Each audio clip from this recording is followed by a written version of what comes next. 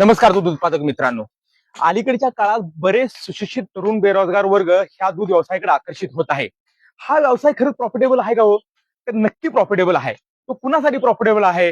जो वर्ग ह्याच्याकडे व्यवसाय करत असताना त्याला ह्या व्यवसायाची आवड पाहिजे, त्याची या व्यवसायामध्ये कष्ट करण्याची स्वतःची जिद्द असली पाहिजे, त्याला ह्या गोष्टीची आवड झाली पाहिजे.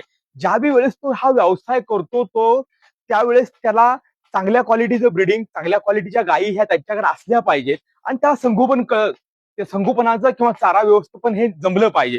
तर हा व्यवसाय सक्सेस आहे मित्रांनो. कारण ह्या व्यवसायामध्ये काही गोष्टीचा त्यागही करावा लागतो मित्रांनो.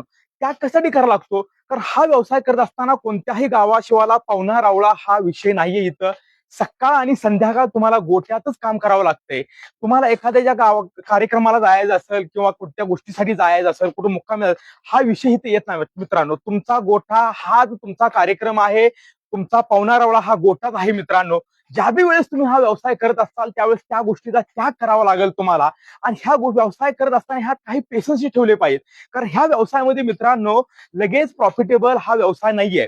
कारण ह्यात प्रॉफिट हे लगेच राहत नाही. कारण तुम्हाला 3 वर्ष ह्या व्यवसायामध्ये तुम्हाला पेशन्स ठेवावे लागतील. कारण हा व्यवसाय कमीत कमी 3 वर्ष डेव्हलप किंवा सक्सेस झाल्यानंतर तुम्हाला प्रॉफिट दिसायला चालू होतं. त्याच्या पाठीमागचं कारण असं आहे मित्रांनो, तुम्ही तुमची कोणतीही तुमच्या गोठ्यामध्ये एखादी गाय विकत आणा किंवा एखाद्या तुमच्या गोठ्यामध्ये वासरू तयार करा, त्याची गाय तयार करा. तुम्हाला त्या वासरामध्ये किंवा त्या गायमध्ये लावलेले पैसे हे पूर्ण रिकव्हर व्हायला किंवा ती गाय नील व्हायला हे कमीत कमी 3 वर्ष लागतंय. त्यासाठी मित्रांनो ह्यामध्ये पेशन्स ठेवण्यासाठी हा व्यवसाय चांगला, हा प्रॉफिटेबल आहे. पण तुमची स्वतःची जिद्द असली पाहिजे, कष्ट करण्याची तयारी असली पाहिजे आणि तुम्हाला त्या व्यवसायाविषयी आवड असली पाहिजे. धन्यवाद मित्रांनो.